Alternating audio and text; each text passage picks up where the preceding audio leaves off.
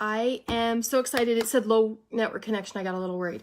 I have been waiting for you. I've been sitting here, like I said, like a granny rocking. Guys, last night I fell off this chair and Sean was looking at me, but he was still sleepy from being sedated at the dentist.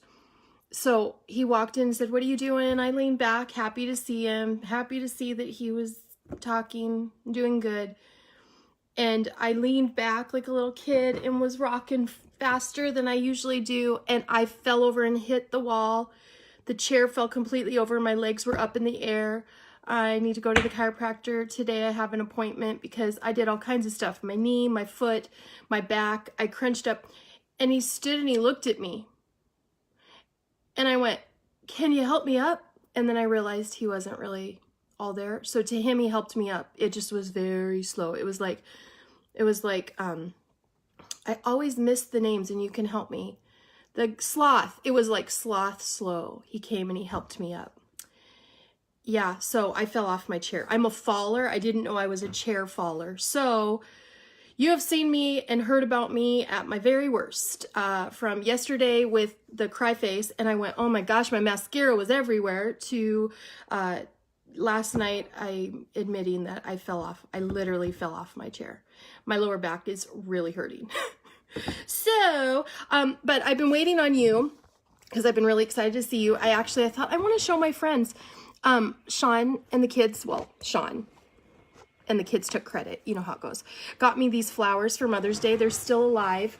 It's Friday. Super excited about it. And there's some things in here. What is this? So I don't know things. I know this is a rose. Yeah. And I know that's, I think, baby's breath in there. I don't know anything else, but I know that these particular ones smell really good. And I found a new thing that stirs my affection for Jesus, and it's smelling pretty flowers. But I don't know about you, but early on in marriage, you may have said or done some things that you regret and that you wish you would have never said 20 years later. And so at the time it seemed good. Sean came home when we were like a month married with a dozen red roses in like this clay carved jar. And just because for his new bride, we're a month in, and I looked at them. This is the kind of wife I was. I've said that I was not a joyful, life-giving wife. I looked at him, I said, "How did you afford that?" Because we really had zero money. And I think at that point, he was still looking for a job. And I was still looking for a job. And I said, "How did you afford that?" And he went, and I said, "Don't ever buy me flowers again." And you know what? He never did until about 2 or 3 years ago. He started buying them, and you could tell he would very cautiously hand me my flowers or my roses. Isn't that terrible? What a terrible story. So, but what a terrible way. But I was so wrapped up in money and in the fear of not getting by that here's these creeping flowers, and I love them and they smell so good. And I realized I, for all these years, could have had my affections stirred because the smell and the sight of flowers do more for me than I imagine. So there's just a little side story as you are logging on. As you're getting on, I see more and more each second joining us. Thank you. Share this. Man, yesterday there were a lot of shares. You can still go back and watch. I think that it went from being about God's will to loss and death and the most tragic things that may happen, and if it can be well with your soul. And man, it was a day. So please go back and watch. Not because I'm proud of, if you want to fight eye bags, here's a tip. Don't cry your black makeup into the bags because they stay. So by the end of yesterday's video, I look like, is it Alice Cooper? Or whoever the crazies are that want to have the black under eye. Yeah, that was a bad deal. But what I would say is it's okay because obviously we were supposed to go there, and maybe you cried through some things that you didn't think you still had. This was the thing. It was something not fresh that I cried over. And sometimes we need to go there on the things that aren't fresh, that we don't know we're dealing with, but allow ourselves to go there and go, am I still needing healing? and wholeness and peace in that area. So today, we are going to talk about being self-aware. And there is a word, an Old Testament word called shalom. And you may know that because if you've ever seen Pitch Perfect, or if you've ever seen Jewish people and how they greet each other, they say shalom. And when they leave, they say shalom. And that is basically, we may even know that means like peace be with you. I bring you peace, shalom.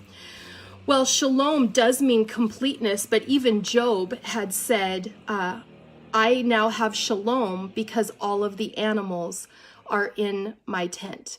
I have all of my animals. It was like he was saying, I have shalom, I have peace because I have everything I need. So shalom, although yes, it means peace, that form of peace means completeness. That's why when Jesus is called our Prince of Peace, it's because he is actually bringing the completeness that we never had. Back in the New Testament when he came to earth, and also when we accept him, he brings a completeness. He brings shalom, which means peace or completeness. So if you look right at our very first verse, better a dry crust with peace and quiet than a house full of feasting with strife. So peace or shalom or completeness, better a dry crust, better you have that than riches and fame or a house full of feasting with strife. I wrote out to the side, again, we're back to being the thermostat, bringing peace and completeness to an area, being a peacemaker, not being a bull. But what we talked about a few chapters back on being a peacemaker is you have to fight for peace. And so being a peacemaker takes work. And to be a peacemaker, you're bringing a completeness to the situation. A peacekeeper may just put things under the rug, push things under the rug, and that's not at all bringing completeness to a relationship or to a situation. So I am going to title today, being self-aware. And I believe that is a completeness that few even know they should go after. So being self-aware. I already went through point 1, which is be the thermostat. And that's from verse 1. Be the peacemaker. Number 2 on being self-aware is in verse 5. Whoever mocks the poor shows contempt for their maker. Whoever gloats over disaster will not go unpunished. Okay, what do I mean by that? Your reaction to world events, or sharing more than 144 characters on Facebook or Instagram, that may turn into a rant. We tend to, the more we type, it's almost like the more we get into it, when we finally let it all out with someone that we're close to, we're going to talk, we're really going to go there, and it like escalates. And the more, like what Sean and I did at the fire, day 13, now I can like mile marker it. I think it was Proverbs 13 on Mother's Day at the campfire. The kids told us what happened. We just let it escalate because we were going to teach them and we never wanted them to do it again. And so we, instead of bringing peace and finding a solution, we actually let everything that's inside bubble out. And so when it says whoever mocks the poor shows contempt for their maker, but this is where I want to focus on. Whoever gloats over disaster will not go unpunished. When you see that person, or if you're ever that person that there is a post on Facebook, there's a post on Twitter, there's a news report, there's a newspaper article, and you see people react with ranting, and usually the longer it gets, the more the rants. It's kind of like we tell our kids, nothing good happens after a certain time late at night. It just goes downhill from there. Nothing good comes out of your mouth when it's not short, sweet. In fact, Proverbs, I'll talk about it later in this chapter, it talks about even a fool who keeps their mouth shut looks smarter.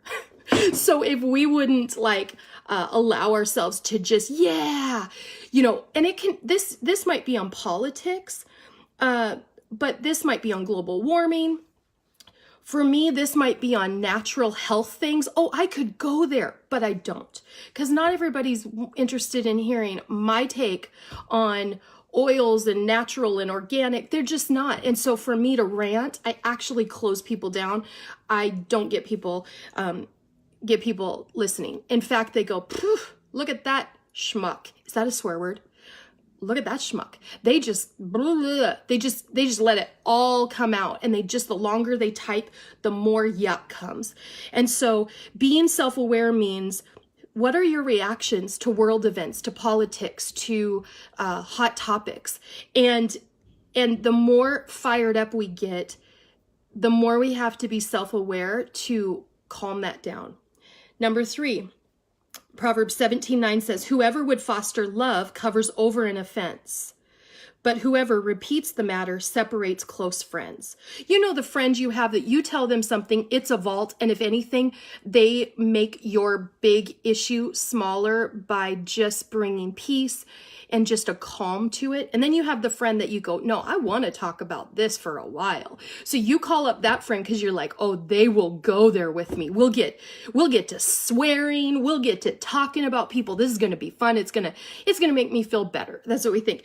Because whoever repeats a matter separates close friends. But here's the deal. Then you start to talk and then and then did you see her? And then you have to face her. You have to face him tomorrow. Awkward, but this person has helped separate close friends, or separate not a close friend to being even worse off. But whoever would foster love covers an offense. So I put out to the side on being self-aware. Number 3, are we able to make an awkward moment a better moment? An awkward relationship a better relationship? Here's another thing about that. This is like face to face. Whoever covers love covers over offense, but whoever repeats the matter separates close friends. Have you ever been in a group and there's just that person? There's a name that you would go, yeah, that guy's where you're in a conversation, you're in a group, you're at a party, you're wherever. And somebody always is going to bring up, yeah, did you hear what Joe said? And then it's putting Joe out on blast. It's putting what just happened out in front of everybody. Or the worst is when it's a spouse and the husband or wife is telling the stupidity of their spouse. Sean is so good at never putting me out there, because if he did, he'd be telling everybody about me falling off my chair. I tell everybody about my chair, then I'm fine with it. But that spouse or that friend or that best friend that actually they revel in your failings and they remind you and they tell people, and they're trying to make you look small, or they don't think they're not self-aware. They don't think they're trying to make you look small. They're just trying to look funny or better. And at the expense of you, they can be the life of the party. My goal is, if we need to bring life to the party, is there something that I can share about myself that'll do that? Because then I gotta be fine with it. I'm sharing it. But I used to do this. About Sean, or, like, yeah, well, Sean, I gotta leave him Post-it notes to take out the garbage. Like, whoa, talk about emasculating your husband. I used to... I said this in a Proverbs study earlier, that I have 3 kids, well, 4 with my husband. I wish that was stricken, there's the word, stricken from the American or the worldwide cliche and saying list. I think that's terrible to say behind or in front of your spouse. But I used to be the one, I don't know if I said that because we didn't have kids yet, but I used to go, you know what? I'm going to keep him humble. And one of my goals was, he's really talented, I'm going to keep him humble. And that was me not having self-awareness, that I was making myself look like a butt. And so calling a spouse or a person out, or being passive aggressive, making someone else the butt of a joke, is just not being self-aware. You just don't realize that you're actually looking mean and foolish. And okay, so here's how you know. I just flipped that out there. Here's how you know. When you look around the circle and there's awkward or there's courtesy laughs. If it's not a belly laugh, don't assume that a courtesy laugh is you getting to be like, oh, I'm so funny. Be funny at the expense of yourself, or just something that has nothing to do with someone else. That's being self-aware. Okay, number 4, verse 22. A cheerful heart is good medicine, but a crushed spirit dries up the bones. A cheerful heart is good medicine, but a crushed spirit dries up the bones. I think that's for ourselves to think about, for ourselves, in ourselves. And then I think it's to think about how we're coming across to others. That's self-awareness. I put out to the side, are you a tiger or a kanga or a Pooh Bear? Here's the deal. All of those three had different personalities. You don't have to be a tiger. You don't have to be always bouncing off the walls, cheery. Pocket people often are tigers. There's construction going on outside our street. So sorry if you're hearing that. You don't have to be just Tigger, although who doesn't like to be around a Tigger? Although some of you might go, I don't, because they're annoying. Okay, I can pretend to be a Tigger and I can get annoying, I'm sure. Or a Kanga. Kanga is very motherly and helpful and calming. You could be a Pooh Bear. Pooh Bears are cute. They forget a lot of stuff, but you could be a Pooh Bear. Isn't this deep? Isn't this like the deepest? Notice I wore Mickey Mouse, and I put it on after I prepared for this. Maybe subconsciously, I was wanting to wear a Winnie the Pooh cast, but I didn't, and I'm wearing this, but it goes with this. You could be lots of different characters, but Sean's talked about this, and this has almost become like a code in our culture of Life Church and in our life, is don't be an Eeyore. He talks about don't have an Eeyore spirit. And I mean, there's nothing Hebrew, Greek, historical, profound about that. Well, it is profound. To be an Eeyore is to go, well, everything sucks. We actually have someone who is delivers stuff to our one of our businesses. I'll just say that because there's a myriad. So this isn't calling any particular person that you'll figure out. You don't know them anyway. We have someone who delivers things to one of our businesses, one of our buildings. And we were saying, Casey and I were saying the other day, oh, it's so beautiful out. Yeah, it's hot. Well, enjoy. And I got to drive a long ways. Okay, well, enjoy your drive. Roll down the window. Nope, I'll probably turn on the air. And I think a month ago it's freezing out there. And I literally, I bit my cheek. I probably still have a sore there. I was like, oh my Lord. Now, here's the first thing. Does he need Jesus? Let's get him Jesus. So we just love him to death. But the nicer we get, it's actually like it irritates that Eeyore in him. And he walked out and I looked at Casey and I was just like, I'm thinking we need to hug him, but that's not appropriate. But he needs a hug. And I was just like, oh my gosh, to live in an Eeyore spirit. But you've known those people, or you might catch yourself going, somebody says, how are you? Oh, I'm okay.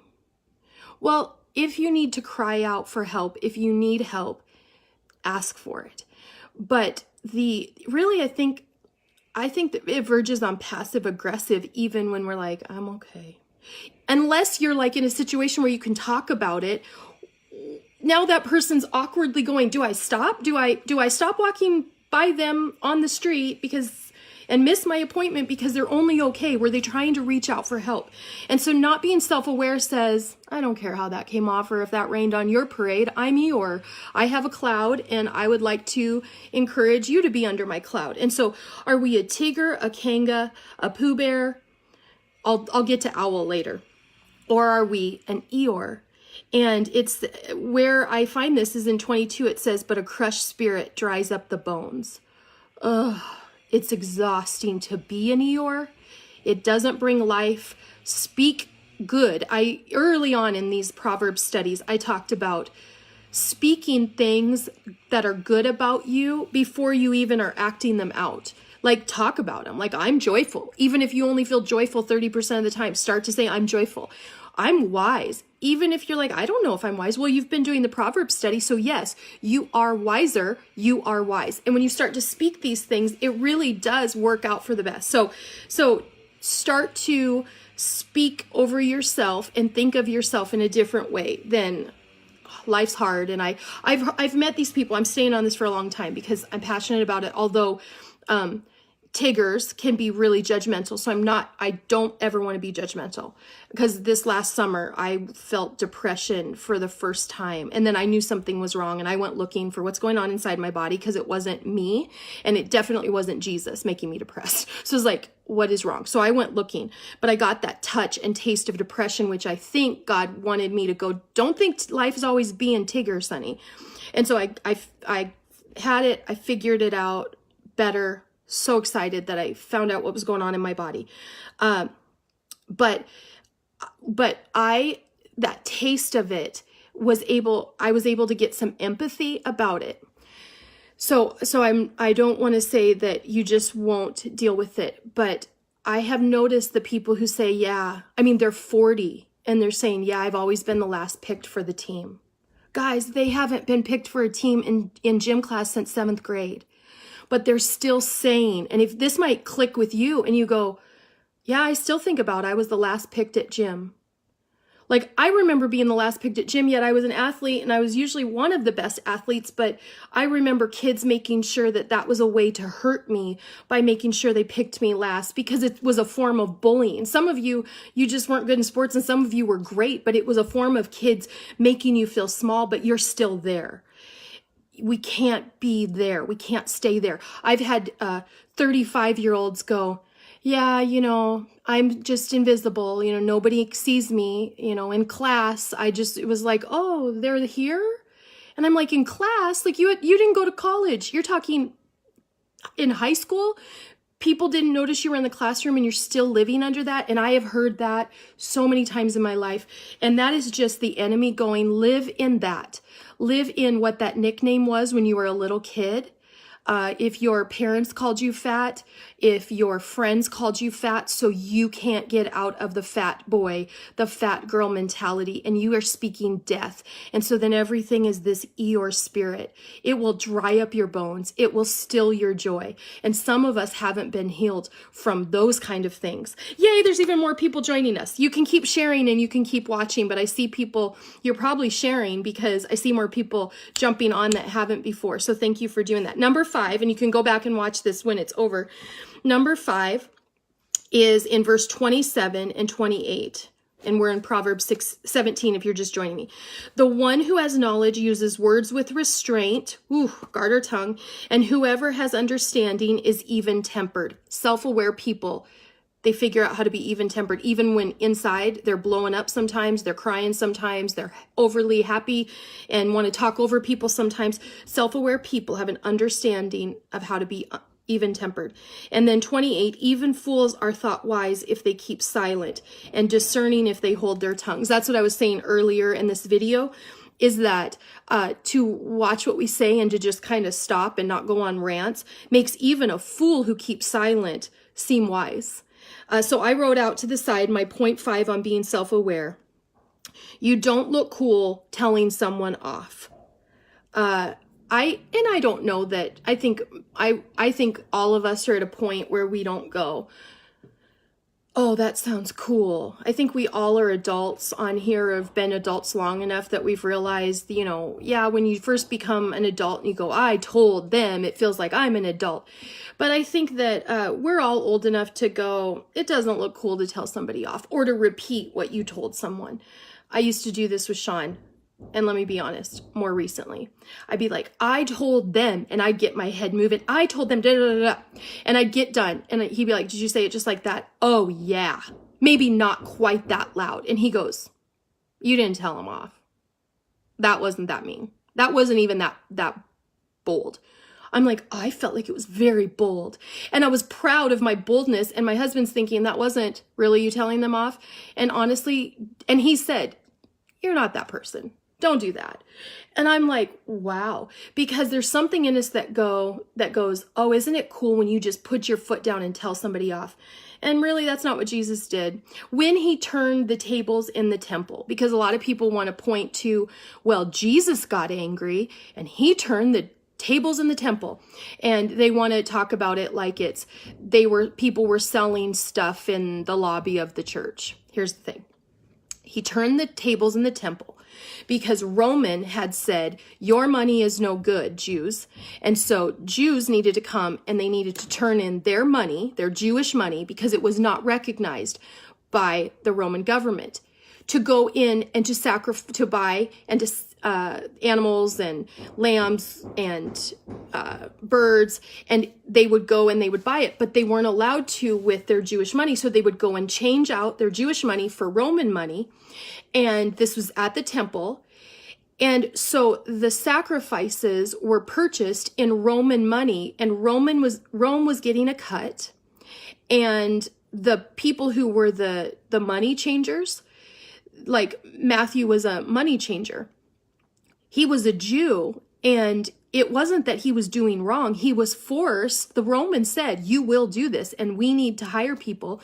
And so Matthew is changing over the money into Roman money so that they can go sacrifice. And Jesus came in and said, Rome has taken a cut and forcing my people to do this. And this is all in my house. Like, this has made this a corrupted place. And it was a changing of money and a changing of buying things in Roman coin for sacrifice.